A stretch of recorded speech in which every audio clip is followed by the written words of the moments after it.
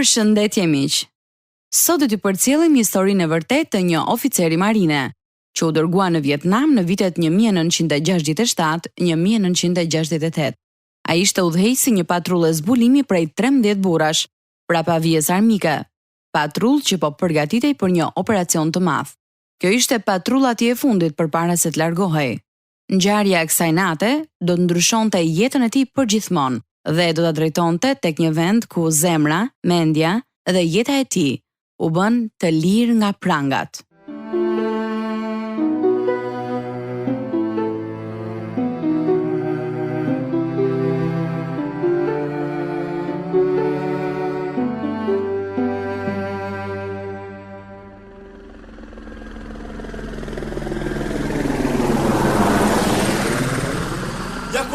Kodra 146. Toger, nuk kam mbules fare. Toger, shiko, era e fortë zbuloi kutinë e minave, është mbuluar shumë keq. Charlie e di se ne po vim. Unë po shkoj pari të pres Stella. Jennings, është më i mirë për të çmontuar minat. Ju të tjerët merrni pajisjet tuaja dhe bëuni gati të hidheni. Katër të parët të majt, të tjerët në të djathtë. Jennings, i preu telat zotri. Mbajni kollën ulur dhe mbuloni territorin tuaj. Sa mishi e pastruam këto llogore, Toger. Nëse kjo llogore nuk do ishte zbuluar, njëri nga ne do vdiste me siguri. Toger, trupat armike janë kudo për rreth nesh. Mund t'i nuhas. Po, por ky është pozicioni më i mirë i luftimit që kemi patur gjatë gjithë këtij viti. Katëri bombës pas ka hapur një grop goxha të madhe. Nëse ne ulemi e pushojmë, armiku do të na sulmojë. Çfarë do të bëjmë ne tani? Ata po mundon të na friksojnë. Tingëllojnë si një grup luftëtar Zulu. Wow, kjo ishte shumë afër për të ngushëlluar. Por pak më qelloi. Urdhëroi në qitje HDI. Faleminderit zot për artillerinë.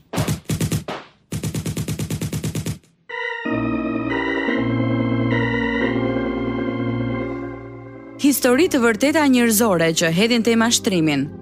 Ky është Të lirë nga prangat, dramatizuar dhe prodhuar nga Pacific Garden Mission dhe sjell në shqip nga Radio 7.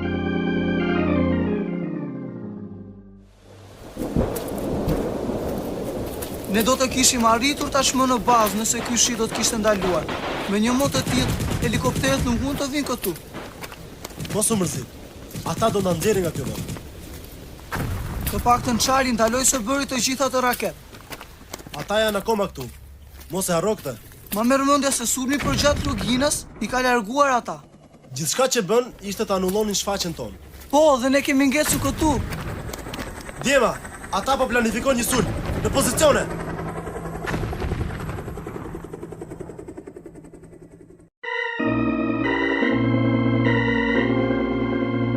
Sa miq ka secili prej jush që mund të qëndrojnë më afër se një vëlla? Personazhi i historisë son mësoi përgjigjen e kësaj pyetje në një natë të mbushur me dhunë dhe vdekje. Ai përjetoi shfaqje të paharrueshme të vetë sakrifikimit. Nuk ka dashuri më të madhe se sa kjo, kur një njeri jep jetën e tij për miqt. Kjo është historia e vërtetë e Klebe dhe Dina McClary. Histori me 2 pjesë. Pjesën e parë do ta ndiqni tani në Të lirë nga prangat.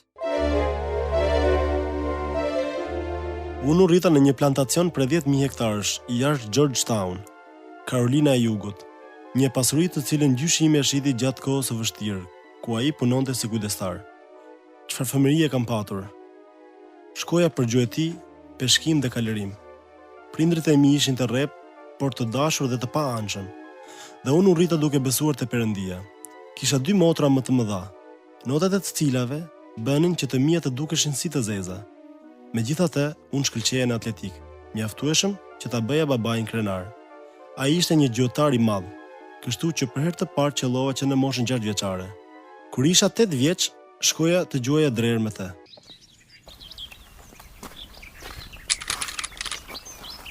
Ja kush Klebe, ja qelloje. Të shpëtoj. Nuk e kuptoj pse nuk mund të bësh diçka mirë që herën e parë. Më fal baba. Duhet të japësh gjithçka që ke birr. Nëse ti do të punosh, puno shumë. Nëse do të luash, luaj fort. Nëse do të qellosh, merr mirë në shënjestër. Çdo gjë me vlerë, ja vlen ta bësh ashtu siç duhet. Kisha respekt të madh për babain tim dhe mundosha shumë ta kënaqja. Por nuk qellova rreth 20 drerë përpara se unë në fund të qelloja të parin, kur unë isha 12 vjeç. Ne gjuanim gjela detit e egër, dherat e egër, madje dhe aligator. Ato vite ishin një përgatitje për atë çfarë më priste në të ardhmen. Kur shkova në shkollë të mesme, isha një profesionist si babai im. Miku i më i ngushtë dhe unë dëshironin një skuadër atletike në shkollë, por nuk kishim pistë. Kështu që ne vendosëm të ndërtonim një te plantacioni. Sa mirë që babai yt nuk e ka problem që ne po bëjmë këto klebe. Jo, mjafton ta bëjmë mirë. Kjo është motoja e tij. Nuk është se ti nuk e vend për pistë. Ky është një vend shumë i madh burr. Ti mund të shkosh me mile të tëra pa takuar njëri. Aha, më pëlqen këtu. Edhe mua, përveç krokodilëve. Ata të ndihmojnë të vraposhet. E kemi pastruar shumë mirë. Tani duhet të presim atë pemën atje. Por së pari, le ti marrim përsëri për masat. Sigurohu që metrit e jetë vendosur drejt. Mirë?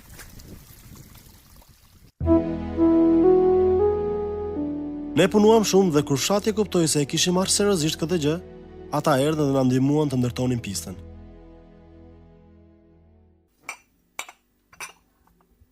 Më kalo pak mishin këtu birë. Kam bërë vrapimin tim të parë sot tek pista, baba. Po, si shkoj? Jo keq, trajneri më tha, bjerë njerë pistës dhe nëse e mirë do të them unë të parakalosh dikë. Kështu që unë barova njëherë pistën dhe ai më tha, dakord, parakalo të tjerë. Kështu që e bëra dhe fitova garën me 200 metra. Bravo, birë. Puno shumë, që i gjithë ky mund mos të shkoj kot. Ai më tha, baba, se unë mund të bëhem një atlet i mirë, nëse jam i gatshëm të sakrifikoj. Kjo është e vërtet për çdo gjë, birë. Duhet të jesh i gatshëm që të paguash çmimin.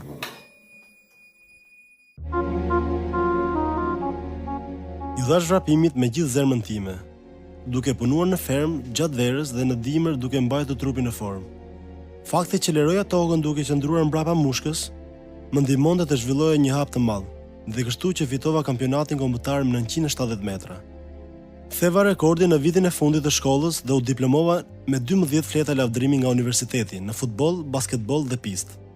Ed dhe unë kërkuam një vend në plazh ku ne mund të vraponim çdo ditë për të mbajtur trupin në formë, derisa kolegji të fillonte përsëri. Ndaj dhe ram dakord të ishim kujdestar të një kështjelle.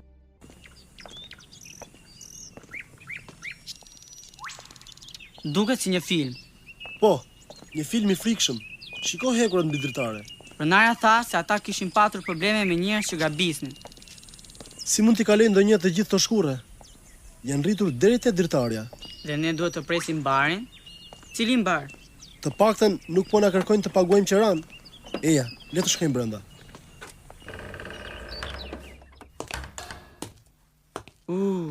Çfarë vendi? Ajo tha se kishte një kuzhinë lart gjithashtu. Eja ta kontrollojmë. Do t'jetë më freskët nëse flem këtu. Kleb, një gjarpër. Wow! Është një gjarpër uji. Do t'jetë një 1 metër e ca e gjatë. Po marr një shkop dhe po e vras. Ed prishi një lopata të verdhë duke vrarë gjarprinj në dush në korridor. Çdo ditë ne përballeshim kudo me to.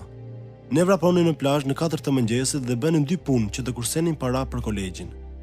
U diplomova dhe fillova të punoja si trajner në një shkollë të mesme. 3 vite më vonë u takova me Denën, një nxitse futbolli që studionte në vitin e fundit. Ajo ishte shumë e bukur dhe unë e ftova të shkonin për darkë. Sugjerova të luteshim përpara se të hanim dhe ajo qëndronte e ulur me sytë mbyllur për një kohë shumë të gjatë.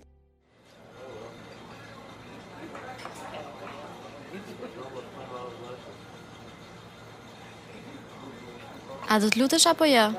U luta tashmë. Unë po prisja që ti të mbaroje. Mendova se do të luteshe me zot lart. Mos e tërpro. Çdo familje ka mënyrën e saj. Po, jam e lumtur që ti dëshiroje të luteshim përpara se të hanim. Unë jam rritur duke shkuar në kishë çdo të diel dhe duke u lutur për çdo gjë. Ti vazhdon të më befasosh, Klebe. Ti nuk je as pak ashtu siç e mendoja unë. Çfarë do të thuash me këtë? Po ja, të gjitha vajzat ishin kaq të gëzuara për trajnerin e ri. Unë prisja në fakt një trajner më të madh. Por unë jam më i madh. Po, ti je një trajner plak me pamjen e një djali të ri. Dhe Ana? Më thirr Dea. Sa do doja të takohesha më shpesh me ty, Dea?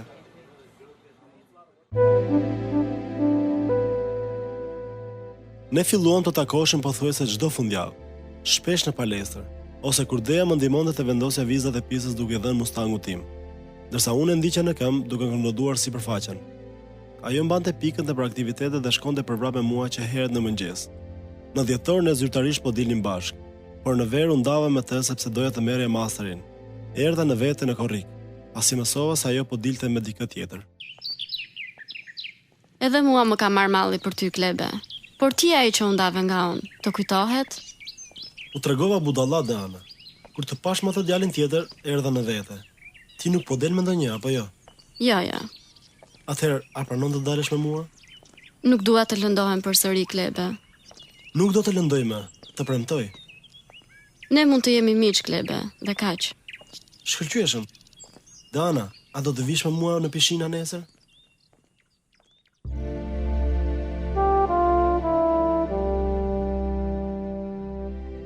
Deana ishte rritur ashtu siç duhet, dhe nuk lejonte askënd përveç meje t'i afrohej. Unë takosha me Dean, aq sa ajo më lejonte, dhe shëtitjet në dritën e hënës filluan të sillin magjinë e tyre. Në fund të korrikut, ajo pranoi unazën time të fejesës. Ne planifikonim të shkonim në Universitetin e Karolinës së Jugut në Vjeshtë. Deana si studente dhe unë si i diplomuar. Jam kaq e lumtur. Ne do të shkojmë në kolegj së bashku. Ne mund të ham në apartamentin tënd dhe të studiojmë mbrëmjeve bashk. Çfarë gallate? Dea, Po, ç'do më thuash? jam futur në marinë. Ti po tallesh apo? Jo, e kam seriozisht. Klebe, kjo është çmenduri. Do të them unë pse, Dea. Kur isha në konvikt, pash disa demonstrues duke protestuar kundër luftës, dhe njëri prej tyre dogji flamurin.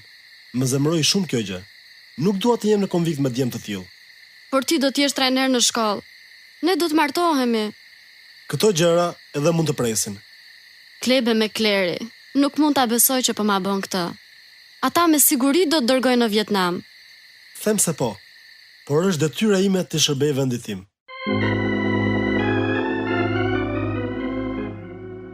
Të lirë nga prangat ka transmetuar vazhdimisht për më shumë se 50 vjet, një dëshmi të fuqishme të fjalës së Perëndis, që transformon jetë njerëzore. Ju mund porosisni një nga këto histori nëse na shkruani në info@radiovistat.net. Po kështu mund na dërgoni një letër në Radio 7, kutija postare 29 14 Tiranë.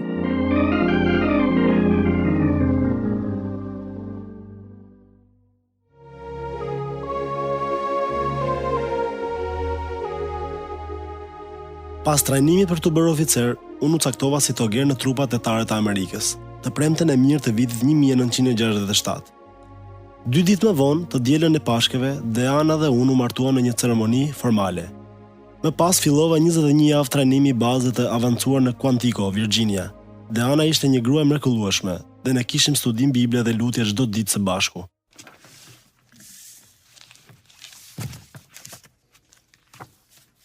Ato vargje janë shumë të bukura, Klebe.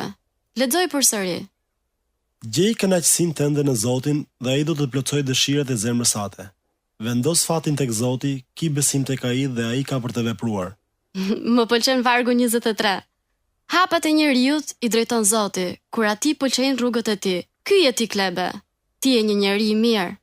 Të pas ka mashtruar, a? Jo, e kam admiruar integritetin tënd që kur të kam njohur. E po nëna më ka quar në kish përpara se të lindja, kështu që kam qenë një krishter gjatë gjithë jetës sime. Atëherë, me siguri që Perëndia do të kujdeset për ty gjatë kohës që ti je në luftë. Sa do doja të shkoja në Rekon, por nuk kam më kohë për të trajnuar më shumë. Ku bie kjo? Atje ti operon mbrapa vijës armike. Klebe, mos e bëj këtë. Më premto se nuk do ta bësh një gjë të tillë. Mos u shqetëso shpirt. Le të lutemi tani, që edhe unë të kthehem e të vazhdoj të studioj. Dea dhe unë nuk e kishim iden se ishim të humbur, sepse ishim me një kokë të mbushur me fe dhe zemrat i kishim bosh.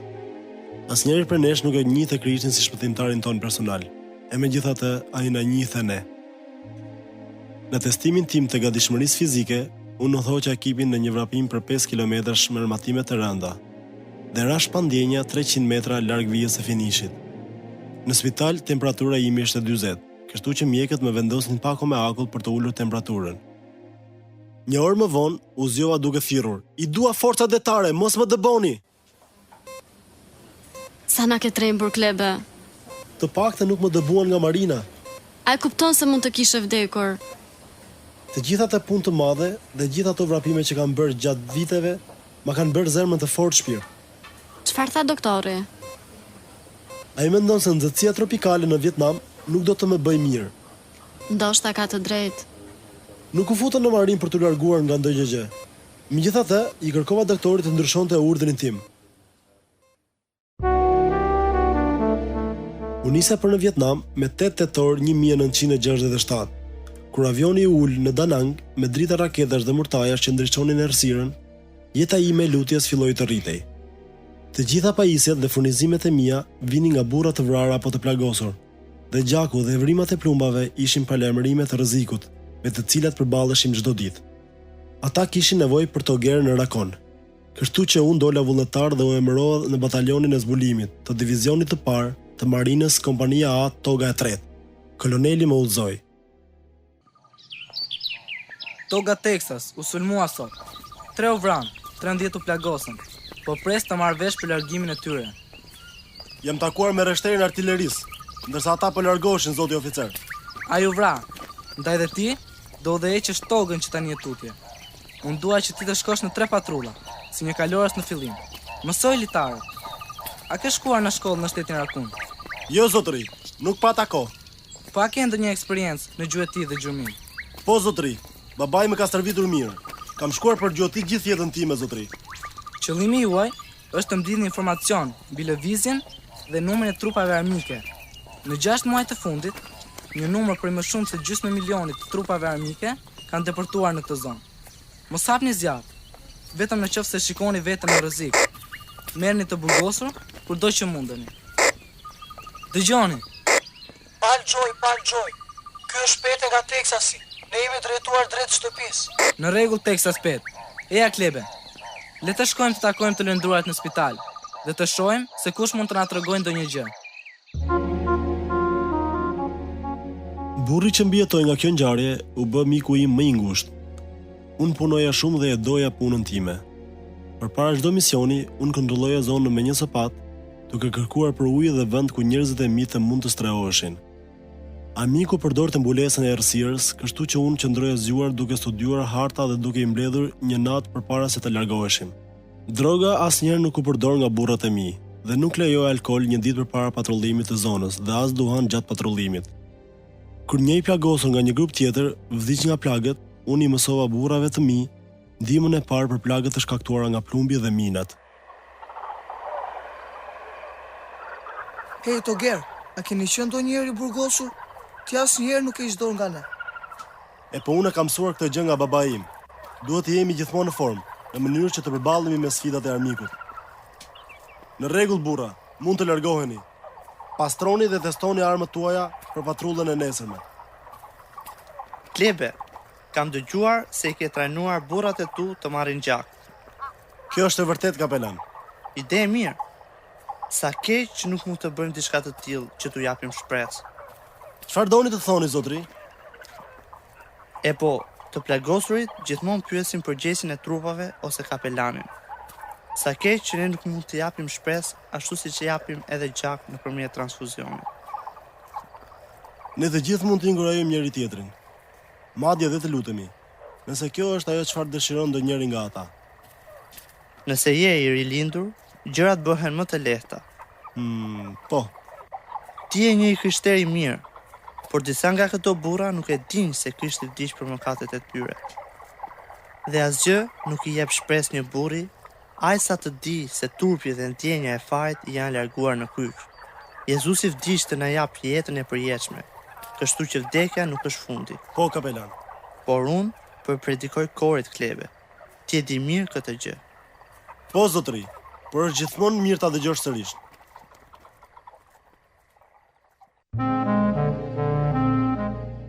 Të gjithë mendonin se unë isha i shpëtuar, duke përfshirë këtu edhe veten, sepse unë jetoja një jetë të moralshme. Por një marrëdhënie me Krishtin do të më ndodhte disa vite më vonë. Pasi isha përplasur me portat e therrit, kur ne ishim në bazën e kampit, unë gjithmonë shkoja në kishën e vogël. Shërbeja si oficer i batalionit sa herë që një kapelan nuk ishte në detyrë. Muajt kalonin ishin muaj të mbushur me takime pikëlluese me vdekjen. Tek Mateu kapitulli 6, vargu 34, Jezusi tha: Mos u bërngosni prapë për të nesërmen, sepse e nesërme do të kujdeset vetë për veten, sepse di dhe si mjafton pikëllimi i vet. Dhe kjo është mënyra se si jetova në Vietnam ditë pas dite. Letrat dhe kasetat nga Deana më mbanin fort.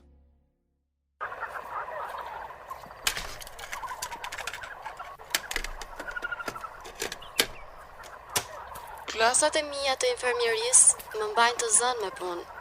Megjithatë, më ka marrë malli shumë për ty, Klebe. Më pëlqejnë foto që ti më dërgove dhe mezi presto të shoh në Hawaii. Edhe 3 javë të tjera. Vëbas se ti e udhëheq si më i mirë në forcat detare. Unë lutem për ty çdo ditë dhe shumë kisha lutem për ty gjithashtu. E di që Perëndia po kujdeset për ty, i dashuri im.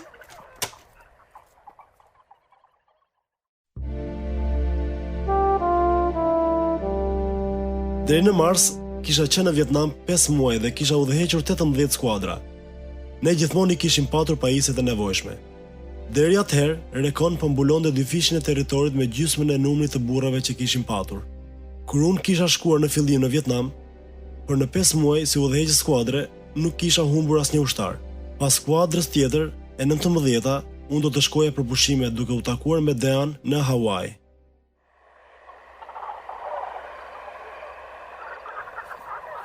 Çfarë ka ndodhur, Klebe? Zotri, Toger Barta dhe unë po shkëmbejnë skuadrat.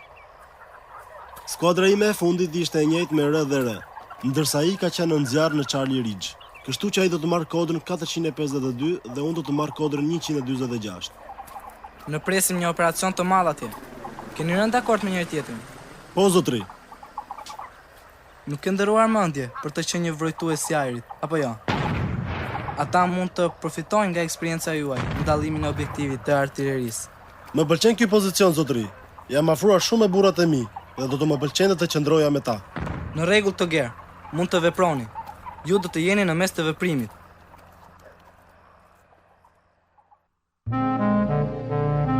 Nuk isha paralajmëruar rreth kodrës 146, e cila kishte formën e një topi futbolli, me shumë pak mbulim. Ne larguam minat dhe kurthet që ishin vendosur dhe u stabilizuam për të pritur. 2 ditë më vonë, operacioni u anullua dhe helikopterët duhet të na largonin. Për moti i keq, na detyroi të qëndronim aty të rrethuar. Natën e tretë ishte qetësi, por asnjë nga ne nuk fjeti.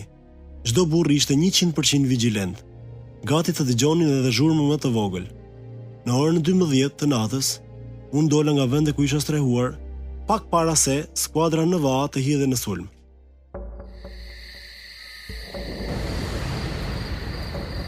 Një granat shpërtheu dhe më goditi në shpatull, kështu që u ktheva në stre. Ndërsa një skuadër armike u sul mbi ne me eksploziv të lidhur në trupat e tyre. Unë qellova, por një granat shpërtheu afër meje.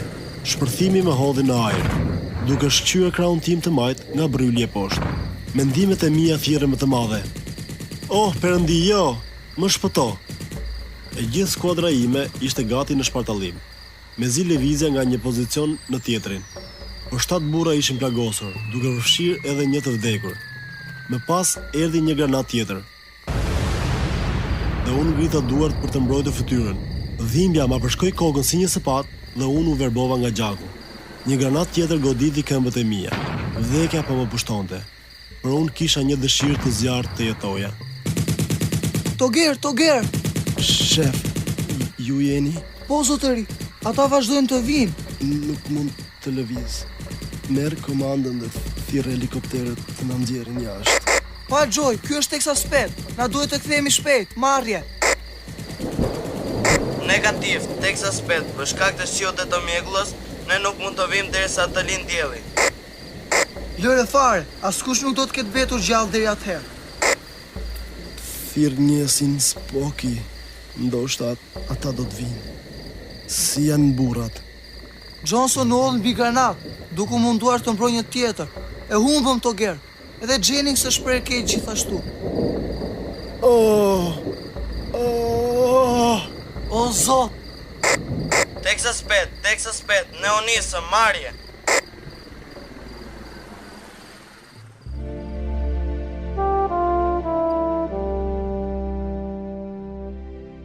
Doja kaq shumë të jetoja. Një nga djemtë e plagosur erdhi në vete dhe luftoi të shpëtonte jetën time, derisa helikopterët erdhën dhe ne hipëm në to. Nësa ngriheshim lart, më shumë se 150 trupa armike morën në kontroll Kodrën. 20 minuta më vonë në spitalin Da Nang, atyre ju deshën të më prisnin kambalet. Por nuk mund të më jepnin morfin për shkak të plagëve në kokë. Kisha humbur kaq shumë gjak. Isha afruar vdekjes kaq shumë sa që burrat e ekipit tim vinin një nga një duke qarë. Ne humbëm vetëm 3, Toger Johnson, Jennings dhe Turner. Radistin ton të ri, ishte skuadra e tij e parë. Ata të 3 do marrin medalje. Barker nuk vjen. Ai tha se dëshiron të të kujtoj siç ishte më parë, sepse ti ishe i vetmi Toger për të cilin ja vlente të rrezikoje jetën. E po mirë, po iki, Toger.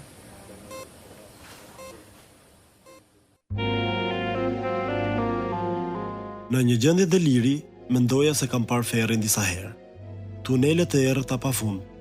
Fillova të dorëzohesha, duke menduar se do ishte më mirë për mua të vdisja.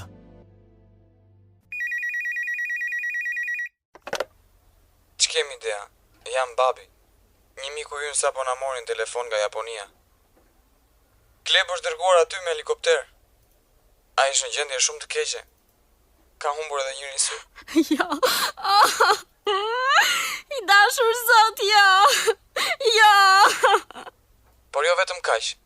Do t'ju duhet i presin edhe këmbën e majt.